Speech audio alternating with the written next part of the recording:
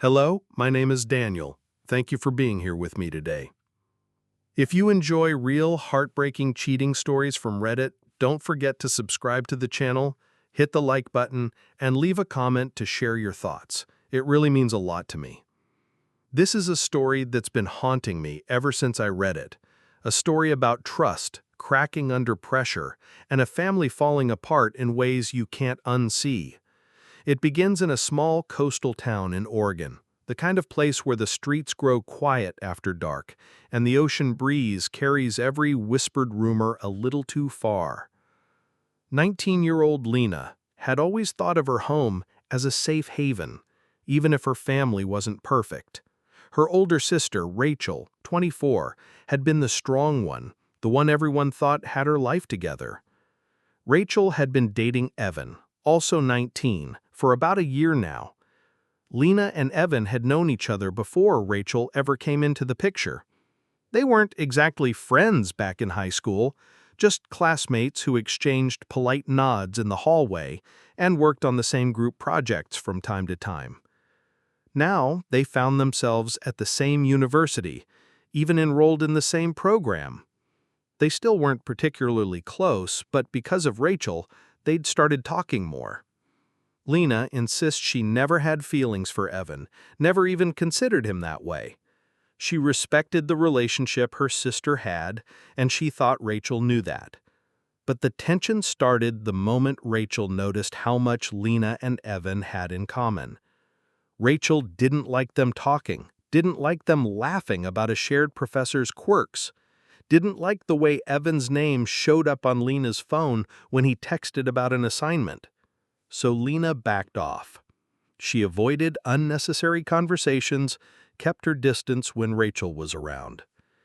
Still, some things were unavoidable. They had classes together, shared projects, and sometimes after late-night labs, they found themselves walking to the parking lot at the same time.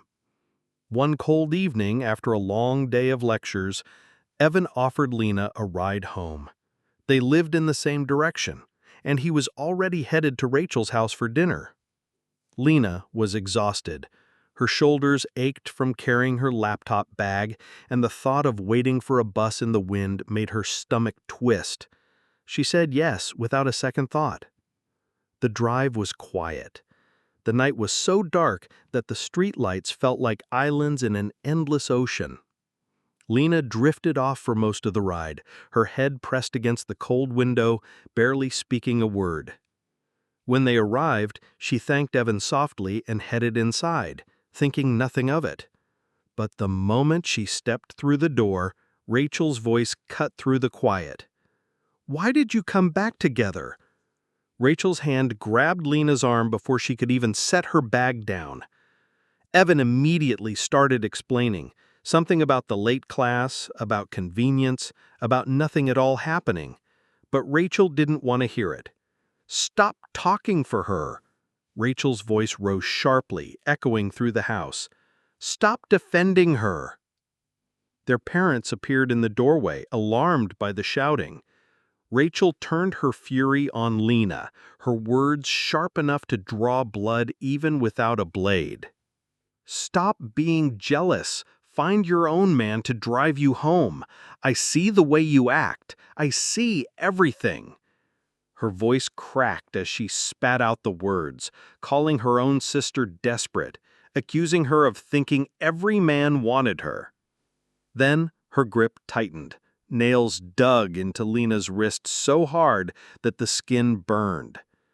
When Lena tried to pull away, Rachel shoved her, not hard enough to knock her down, but hard enough to make her stumble.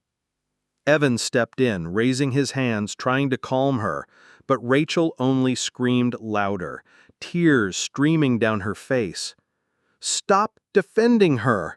You're my boyfriend, not hers!" Their parents tried to intervene, but Rachel was trembling, breathing too fast, her eyes locked on Lena like a storm about to break. Her mother turned to her and shouted, "Leave the room! You're making her worse!" Confused and accused, Lena tried to explain, to insist she had done nothing wrong, but Rachel's shaking turned into panting, guttural sounds that made Lena's chest tighten with fear. Her mother yelled again. This time, Lena obeyed. She left the room, but her hands were trembling. She heard them asking Evan to leave too. He later texted her to ask if Rachel was okay. Lena didn't reply. She was still too afraid to leave her room, staring at the faint half-moons Rachel's nails had left on her wrist, wondering if things would ever go back to normal.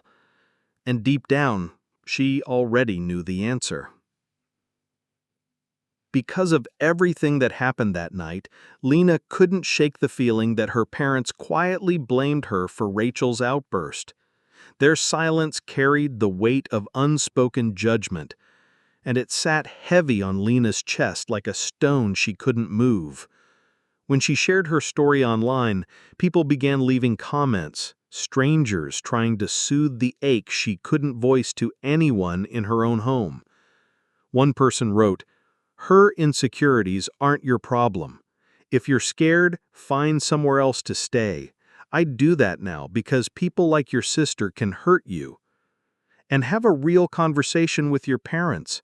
Don't let them gaslight you into thinking you did something wrong. You didn't." Lena typed back a small reply, the words trembling under her fingers. "Thank you so much. Right now, I don't want to talk to my family. I'm scared that if I do and my sister sees me, she'll explode again. I just can't handle that." She admitted she didn't know where she could go, didn't want to impose on anyone else because the thought of being someone's burden made her stomach knot. Another voice chimed in. "Evan needs to leave your sister. She's jealous, she's toxic, and none of this is fair to you. You did nothing wrong. You and Evan are classmates. Your parents were wrong to push you away that night. This is about your sister and whatever nightmare she's created in her own head." Someone else asked gently, "Is your sister normally like this, or is this new?" They pointed out that the way Rachel's breathing spiraled, the way her voice cracked, sounded like a mental health episode. They reminded Lena that trying to reason with someone in that state rarely works. "Stop defending yourself, stop explaining, just stay away from her," the commenter urged. "If she's spiraling, there's no logic she'll listen to. Protect yourself." Lena sat staring at those words.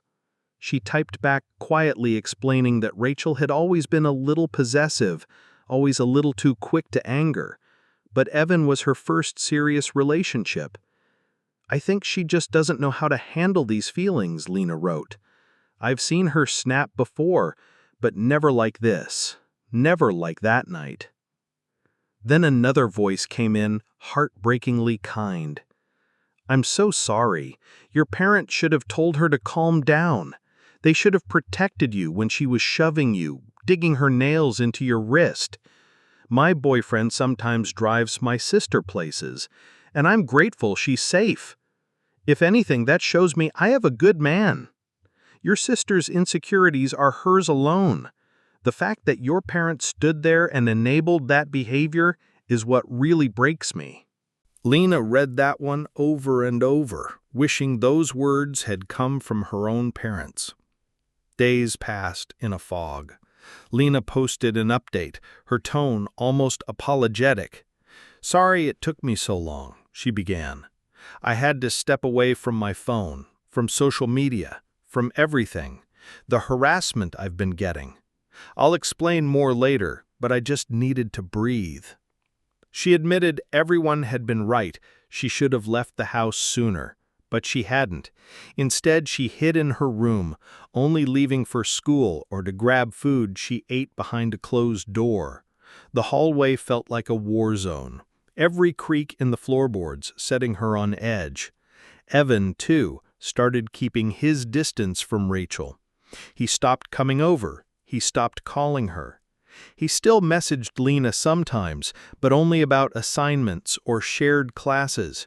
Even then, the texts were short, clipped, like he was afraid every word might be used against him. Rachel's meltdown had fractured something deeper than anyone wanted to admit. And every time Lena heard footsteps outside her door, she held her breath, praying they would pass by. But they rarely did, because even when the shouting stopped, the fear stayed. Lena's mom had warned her to be cautious around Rachel for a while, especially now that Evan wasn't speaking to her much. Evan still sent Lena the occasional text about class assignments or shared deadlines, but the messages were short, stripped of warmth, almost clinical. He never asked about Rachel, never mentioned her name, as though speaking it might trigger another storm. 3 days ago, Lena's world tilted again. She was sitting in the back corner of the university library when her phone lit up with a message from Rachel. The words were sharp enough to make her breath catch. "I hate you. If you come home tonight, I'll kill you." Lena stared at the screen, her stomach clenching as if she'd swallowed stones. She hadn't even spoken to Rachel for days, hadn't so much as crossed her path. She forwarded the message to her parents, her hands shaking, her throat tightening with something between rage and grief. Rachel didn't stop there. More messages poured in, full of insults and venom, each word heavier than the last. Then her phone rang. When Lena answered, she didn't hear silence, she heard sobs. Then the sobs turned into screaming. Rachel's voice cracked as she spat the words out. "It's your fault. You don't want me to be happy. You took away the one person who matters to me just because you can't get a man of your own." Lena tried to reason with her. "I don't know what's happening. I don't know what I did." But Rachel only screamed louder, her voice rising into something wild and broken. "Liar! It's your fault! Liar! It's your fault!" The line went dead. Shaking, Lena called Evan. He didn't sound surprised. His voice was low, steady, but heavy. He told her he had ended things with Rachel.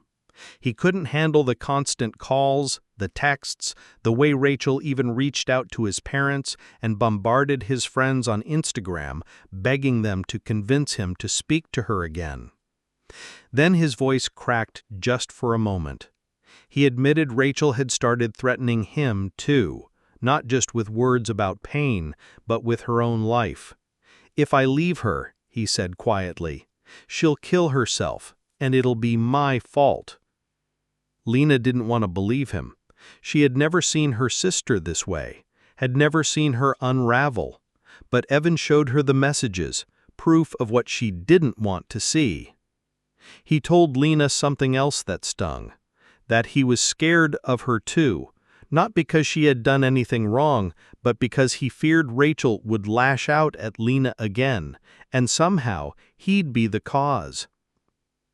Later that day, Lena called her mom, hoping for some kind of comfort, hoping someone would listen. She even had Evan there, ready to explain if her mother doubted her words. But the moment Lena started talking, her mother's voice cut through her like ice. "You shouldn't be talking to him. Do you even realize what you're doing? You're hurting your sister. You're making it worse," she snapped. She refused to hear Evan's side, refused to even let him explain why he left Rachel. All she saw was her daughter's pain, and she blamed Lena for adding to it. Lena tried to tell her about the threats, about the fear that knotted in her chest every time her phone buzzed. "She's angry," her mother said flatly. "Stay away from Evan if you don't want to make her angrier." The dismissal cut Lena deeper than any shouted insult. She tried again to make her mother understand, but the yelling drowned her out, and the tears came fast, choking her words. She hung up before she could hear any more. That night, Lena stayed at the library, too afraid to go home. Evan sat with her, both of them quiet, the weight of everything pressing down. Rachel's messages kept coming. Text after text, asking if Lena was with Evan, accusing her of hiding, demanding she come home. When she ignored her, the calls started. When she didn't answer, Rachel called through her mother's phone. Lena picked up once, hoping it was her mom, but the moment Rachel's voice hit her ear, she hung up. She was exhausted. Finally, Lena swallowed her pride and called a friend who lived in the dorms. She explained everything, voice trembling, and her friend didn't hesitate. "Come stay here," she said. Lena has been there for days now, curled up on a narrow dorm bed, still pretending to her parents that she's just studying for exams. Her parents keep insisting she come home. They don't trust her out there on her own. But Lena doesn't care, because right now, home doesn't feel safe. Lena's parents kept saying she was overreacting, brushing off Rachel's threats like they were nothing more than sharp words spoken in anger. They even forced Lena to talk to her sister on the phone. Rachel's voice came through shaky but hollow as she muttered that she didn't mean it. But Lena didn't believe her. Her parents insisted she was trying to ruin Rachel's name by talking about what happened with anyone outside the family. That sentence stung in a way she couldn't quite describe. They made it sound like she was the one causing damage, like she was the one dragging them all through the mud. Rachel's calls didn't stop, neither did the messages. Threats bled into insults. The words blurred together on Lena's phone screen, making her chest ache every time she saw her sister's name light up. Eventually, she turned the phone off just to hear silence again. But the silence didn't last long. On Saturday, Lena's parents and Rachel showed up at the university, all three of them. Lena had been in the library when a friend texted her a warning. They were looking for her. She felt her stomach drop, terrified that she might turn a corner and run straight into them. By some small mercy, she didn't. But Evan wasn't so lucky. He and another friend happened to be walking near the campus cafe when Rachel spotted them. Evan turned away immediately, avoiding her, avoiding all of them, warning Lena afterward that they were there. The friend who did speak to them later told Lena what Rachel asked, if Lena was staying with Evan.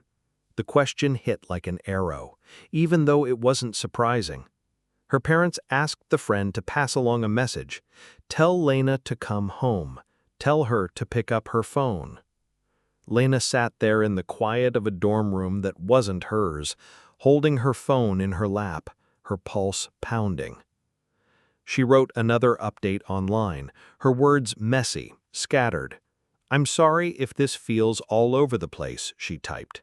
"I'm still so stressed. Keeping my distance isn't helping like I thought it would. I'm constantly afraid my sister or my parents will find me and I'll have to face them. I don't want to, but I know they won't stop. I know they'll drag me home if they can." The comments came fast. One of the top replies was blunt. "Let's make sure I understand this. Your sister threatened to kill you, and your parents responded with, 'Well, why did you make her angry? What the hell?'" Another person urged her to call the police. "She threatened your life, she threatened Evan's, she threatened her own.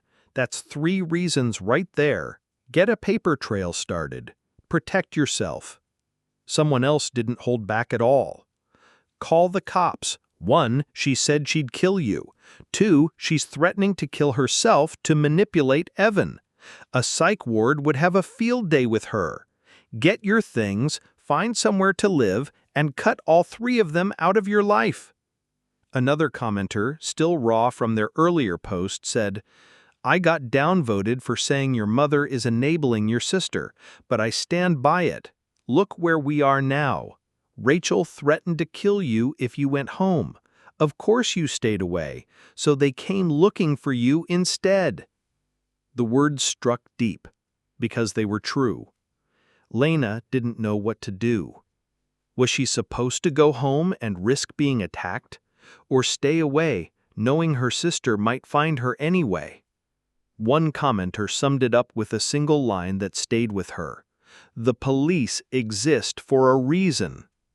Lena kept rereading that sentence, wishing someone in her own family had said it first, but they didn't.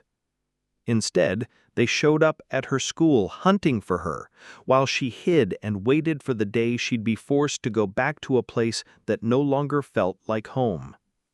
The days blurred together for Lena, each one feeling heavier than the last.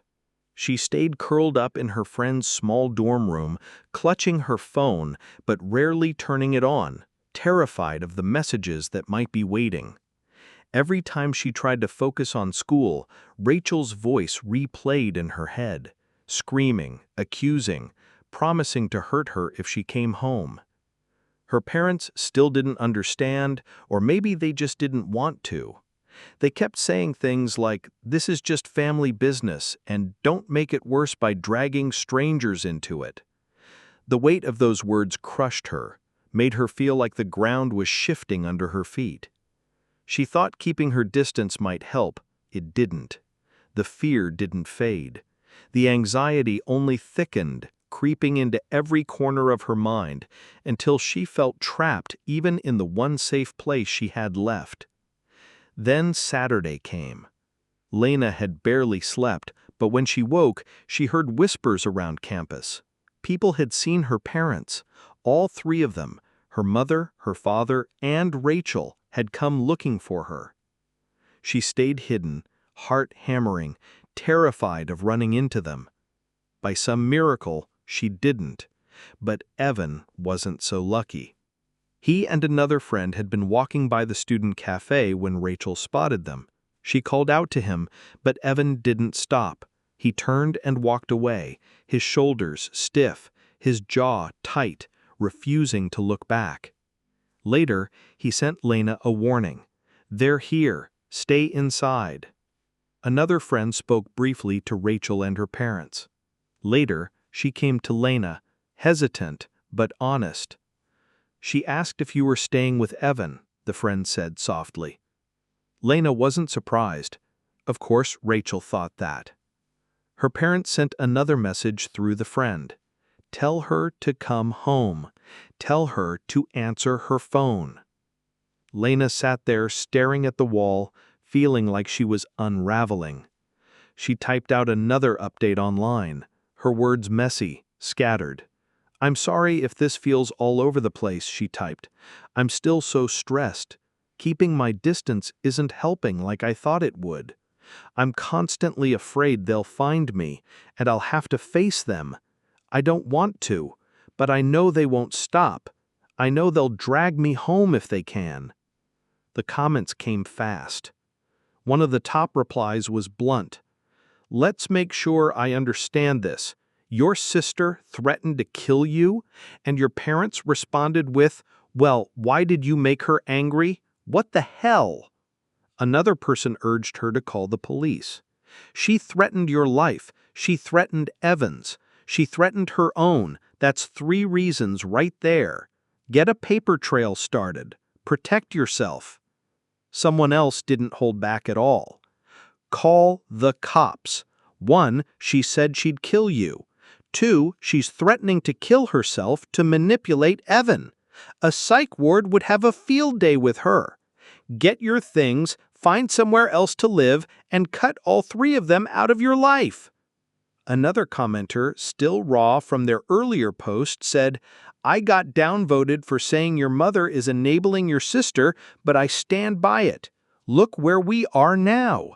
Rachel threatened to kill you if you went home. Of course you stayed away. So they came to hunt you down instead." The words were harsh, but they were true. Lena kept rereading them, her hands shaking, because she didn't know what to do. Was she supposed to go home and risk the storm waiting for her there? Or keep hiding, knowing that sooner or later her sister might find her anyway? The same comment kept echoing in her mind, louder than the rest. "The police exist for a reason." And Lena couldn't help but wonder why in her family no one seemed willing to say those words out loud. Lena sat on the edge of the narrow dorm bed, staring blankly at her laptop screen, her mind a swirl of exhaustion and unease.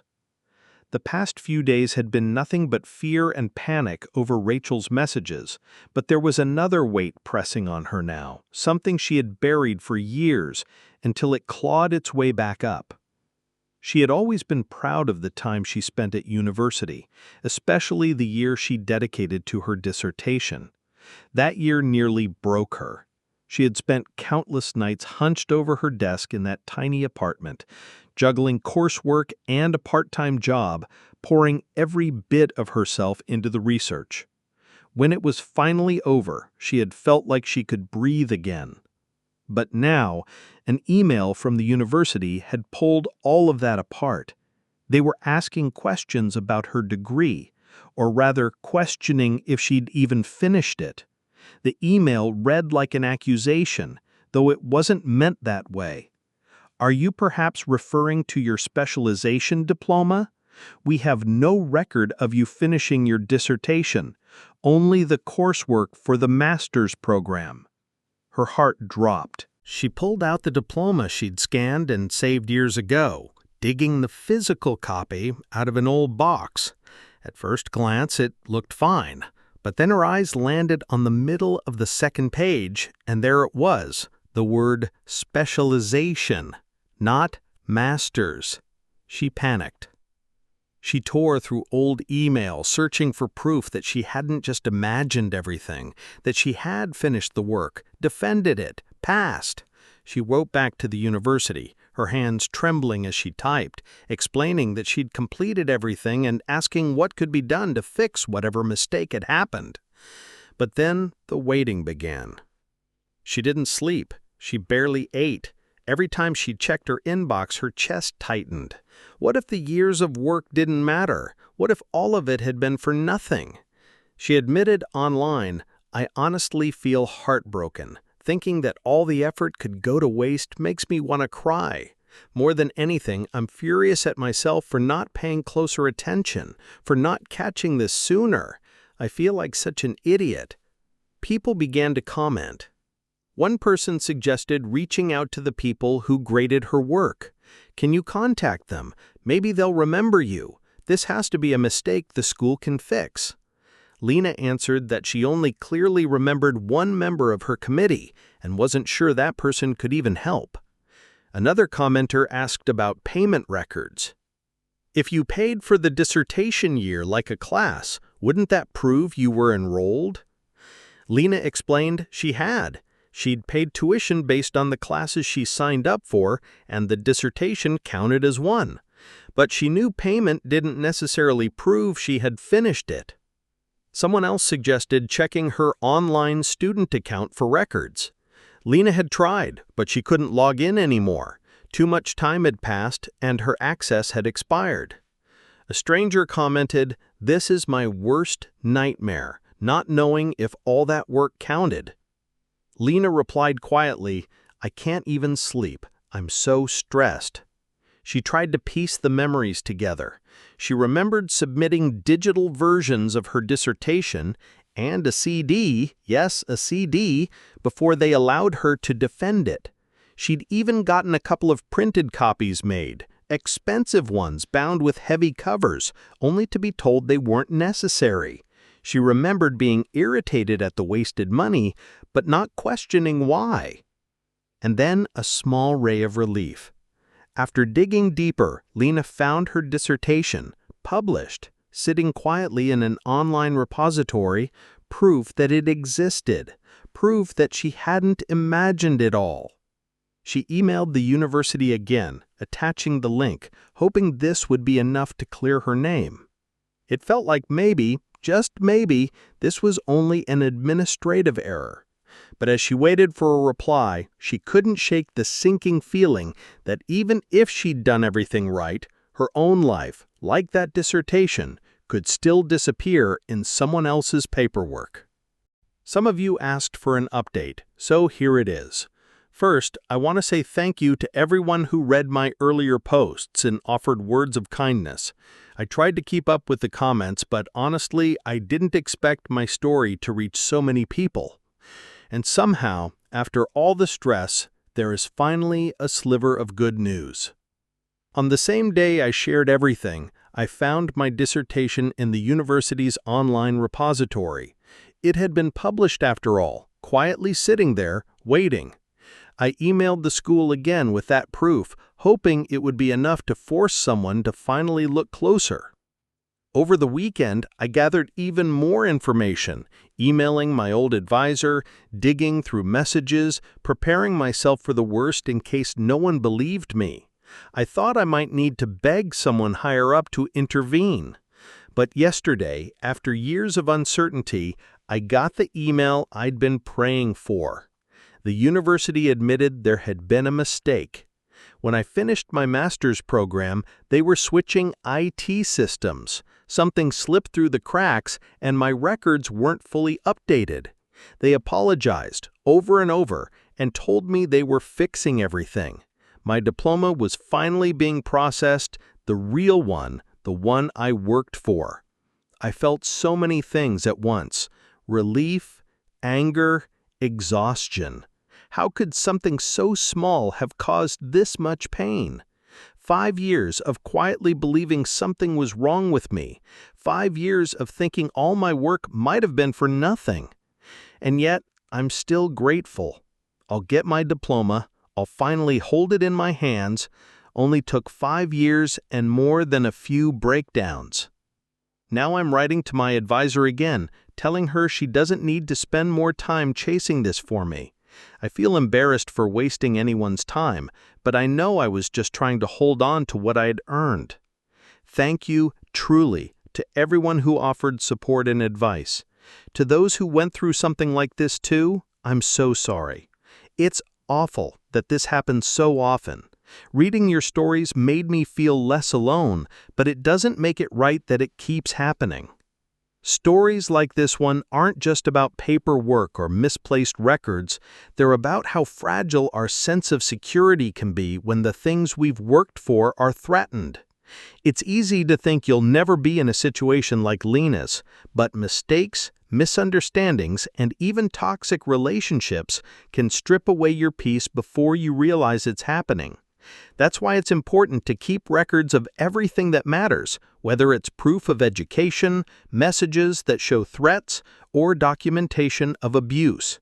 If you're in a home where you don't feel safe, tell someone you trust, a friend, a teacher, or even the police. Distance isn't weakness. Sometimes it's survival. And when people dismiss your fear, remember, your feelings are valid, and you are not overreacting by protecting yourself. No piece of paper, no relationship, no apology should come at the cost of your safety or your sanity.